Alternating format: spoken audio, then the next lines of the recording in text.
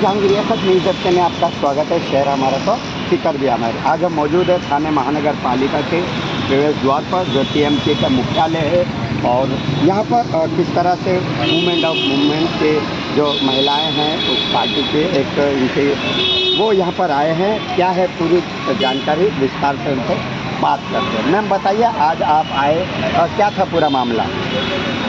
जी, मुंब्रा के हफीज़ अजमल खान हॉस्पिटल में जो 9 जनवरी में जो मिसेस नाज़नीन कुरैशी की डेथ हो गई थी, वो डॉक्टर्स की लापरवाही की वजह से, उसके रिगार्डिंग हम पहले आके गए थे डीएमसी में और हमने यहाँ पे डिमांड रखी थी कि उन डॉक्टर्स के खिलाफ फ़ौरन लीगल एक्शन होना चाहिए और जो भी स्टाफ की अनअवेलेबिलिटी की वजह से जो कुछ भी लूप होल्स थे उस हॉस्पिटल में जिसकी वजह से ऐसे इंसिडेंट्स होते हैं, उन सब के खिलाफ एक्शन लिया जाना चाहिए।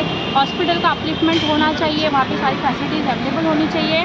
प्लस जो इम्पोर्टेंट पॉइंट हमारा था वो ये कि जो डिजीज़ पर्सन है, जो अभी जिनकी डेथ हो गई है, उनके हस्बैंड को कॉम्पनसेशन दिया जाना चाहिए। अभी वो उनकी वाइफ तो वापस नहीं आ सकती, मगर एटलीस्ट कुछ कॉम्पनसेशन, उनको कोई जॉब फैसिलिटी मिलनी चाहिए जिससे कि उनकी आगे की ज़िंदगी बेहतर हो सके। उनके 2 बच्चियाँ हैं फ़िलहाल, जो अभी बर्थ जिसका हुआ था और उसके पहले की एक बड़ी बेटी। तो क्या आश्वासन दिया है, किस तरह से इसको आप एंड मोमेंट तक लेके जाएंगे? जी, हम आज उसी का अपडेट लेने के लिए आए थे कि कॉम्पनसेशन की बात कहाँ तक पहुँची। तो आज भी हमें ये बताया गया है कि अभी लीगल ओपिनियन नहीं आया है। लीगल ओपिनियन के लिए हायर अथॉरिटी के पास जो है फाइल सेंड की जा रही है।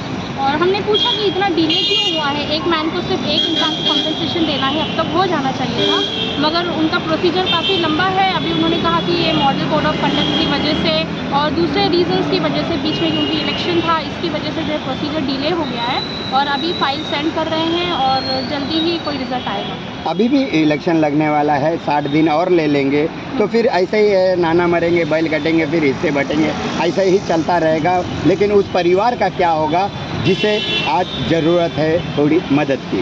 वही बात हमने भी सर से की कि कॉरपोरेशन का कोई भी मसला हो या पुलिस डिपार्टमेंट का मसला हो, सारे प्रोसीजर इतने डिले होते हैं, आप लोग का सिस्टम बहुत स्लो काम करता है। हमने भी उनसे वही बात की है कि ये प्रोसीजर फास्ट होना चाहिए, थोड़ा स्पीड अप करना चाहिए। तो सर ने बात की है और हमको ये आश्वासन दिया है कि जल्द से जल्द इस केस को हम जो है फाइनलाइज करेंगे। और तो क्या लगता है आपको, पक्का होगा? क्योंकि एक रहता है गवर्नमेंट का काम 6 महीना था, यानी कि गवर्नमेंट इसी तरह से तारीख पे तारीख देते रहती है। जी, उम्मीद तो है कि अभी जिस तरह इन्होंने बात की है, उम्मीद तो लग रही है कि जल्द से जल्द काम करेंगे, वरना अगर नहीं किया तो हम फिर आएंगे, फिर बात करेंगे उनसे। और हॉस्पिटल के अपलिफ्टमेंट की भी बात जो हुई है उसका मार्च को उन्होंने डेट दिया था कि by the end of March hospital function हो जाएगा, मगर वो भी नहीं हुआ। तो उसके रिगार्डिंग भी हमने सर से, उमेश बिरारी सर से बात की, तो उन्होंने कहा है कि ये अगस्त के महीने में उसका इनॉग्रेशन होने वाला है। वो हॉस्पिटल एक्चुअली कैंसर तक के ट्रीटमेंट्स वहाँ पर अवेलेबल होंगे। तो अभी फ़िलहाल कैंसर का डिपार्टमेंट वर्किंग नहीं होगा, उसमें थोड़ा वक्त और लगेगा क्योंकि बंकर्स वगैरह उसमें बनाने में थोड़ा टाइम लगेंगे। बट अभी बाकी जो सर्विसेज है वो सब उन्होंने कहा कि ये अगस्त के महीने में उसका इनॉग्रेशन हो जाएगा और वो स्टार्टअप हो जाएगा। मैम, तारीख पे तारीख दी जाती है, लेकिन गवर्नमेंट इसी तरह से कहीं भी काम करने के लिए बहुत कुछ करवा लेती है, यानी कि धरना प्रदर्शन करवाती है। सुप्रीम कोर्ट का ऑर्डर भी है मुंब्रा शहर के अंदर, उनको भी कुछ भी नहीं मिल रहा है, वो भी रोड के ऊपर रहते हैं और परेशान है। तो ये 90 दिन में महानगर पालिका के आयुक्त ने को ऑर्डर दिया गया था उच्च न्यायालय से, मुंबई हाई कोर्ट से, कि 90 दिन में आपको वो हॉस्पिटल चालू करके देना है। तो क्या है इसमें नेतागिरी, क्या लगता है आपको? नेतागिरी तो इसके अंदर है बेशक, क्योंकि हर नेता अपनी रोटी बोटी सेकने के लिए किसी भी मुद्दे को उछालकर उसके ऊपर अपना जो वोट बैंक बना लेता है। लेकिन जहाँ तक कि अभी हमारे ये हॉस्पिटल की बात है, ये इसके ऊपर हमारे जो अभी हमारे मुंब्रा में है, जो एमएलए है हमारे, जो हमारे नगर सेवक है, इनका रोल होना चाहिए था मेन, लेकिन इनका कोई रोल हमको इसमें कुछ दिखाई नहीं दे रहा है बिल्कुल भी। क्योंकि हमारे यहाँ का जो कानून का है प्रोसीजर है ना, लीगल प्रोसीजर होता है, लीगल प्रोसीजर में ही इतना टाइम होता है कि शायद वो बच्चे को जो कॉम्पनसेशन अमाउंट उसकी बर्थडे वाले दिन मिल जाएगा, हमको ऐसा लगता है शायद। तो अब इसके ऊपर इतनी मेहनत करनी पड़ती है, पूरा मुंब्रा सोया है, मूवमेंट इंडिया के ही वुमेन यहाँ पर नज़र आती है।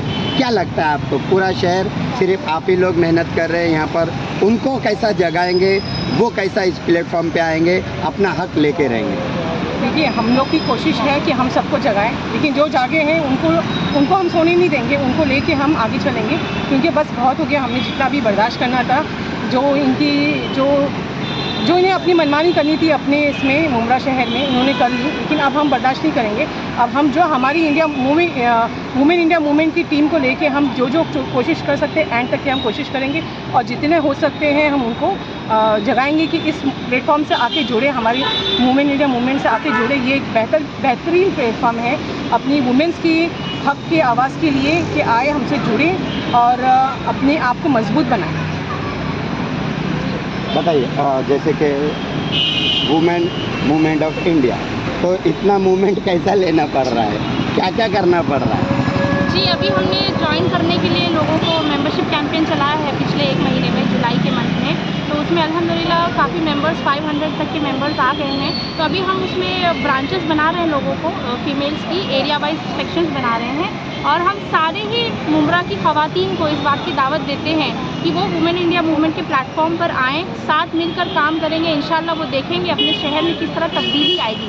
देखिए, तब्दीली तब तक नहीं आ सकती, कोई इनकलाब तब तक नहीं आ सकता जब तक आप जिद्दोजहद नहीं करेंगे, जब तक आप अपना वक्त, अपनी तवानाइयाँ और अपनी सलाहियतें सर्फ नहीं करेंगे, तब तक आप तब्दीली नहीं देख सकते। घर बैठे तब्दीली नहीं आएगी, तो आप लोगों को घर के बाहर आना पड़ेगा, ऐसे प्लेटफॉर्म पे आना पड़ेगा, ऐसे लोगों के साथ जुड़ना पड़ेगा जो उस रास्ते पर हैं, गामजन हैं और उस रास्ते पर काम कर रहे हैं। तो आप सारी मुमरा की ख़वातीन से मैं अपील करती हूँ कि आप इस प्लेटफॉर्म पर आएँ, हमसे जुड़े, हम इंशाअल्लाह मिलकर अपने शहर को तब्दील करेंगे, अपने घर को, अपने शहर और फिर अपने मुल्क को भी तब्दील करेंगे। 100% आपने बात कही, लेकिन 50% उनको थोड़ा सा आज़ादी दीजिए। 50% वुमेन इंडिया मूवमेंट पे जॉइंट हो जाइए, 50% आज़ाद भी रहे वो यूथी, वो कैसे जुड़े? वरना ऐसा रहेगा कि आप सिर्फ अपनी पार्टी में उनको प्रवेश करना चाहते हैं। ऐसा क्या बोलेंगे आप कि 100% आपके बात वो सुने, 50% आपकी पार्टी से जुड़ जाएं और 50% वो आज़ाद रह के भी काम कर सकते हैं घर बैठे, तो वो उनको भी जगाना है आपको? जी बिल्कुल, उनको जगाना है। जो 50% जुड़ेंगे वो बाकी लोगों को एक्टिव रखने का काम करेंगे, और हम हर तरह की कोशिश करेंगे जो है लोगों को जोड़ने के लिए कि किस तरह हम उनको जोड़ सकते हैं। आगे भी हम इसी तरह के कैंपेन्स चलाते रहेंगे ताकि उन लोगों को जोड़ सकें। तो ये थे